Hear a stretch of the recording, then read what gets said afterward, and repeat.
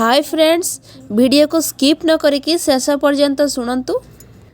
चलंता train रे झरका भितर 24 वर्षर बालकटीए पाटी करी कहिला, बापा देख गछगुड़िक पछकू जाउची। बापा हसिले एवं पाखरे बसिथिबा जणे युवक दंपति 24 वर्षर बालक शिशुर आचरण को दयार सह देखुथिले।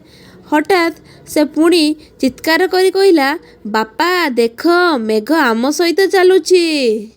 दंपति जनक आउ बेसी समय चुप होई बसी पारि नथिले एवं से 24 वर्षर बालक शिशुर वृद्धक बापा को कहिथिले, तुमे काहेकि पुओ को भल डाक्तर को पाखक नेउना।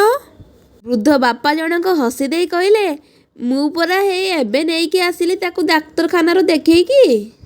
आमे ही हॉस्पिटल एबे जस्ट फेरुचु। मो पुओ जन्मरू अंधा थिला, से आज आखि पाइला। तेणु पृथ्वी रे प्रत्येक व्यक्तिंकर किछि ना किछि कहानी अछि। लोकमानंकु प्रकृत रे जानिबा पूर्वरु तांको विचार करंतु नाही, सत्य आपनको आश्चर्य करि पारे।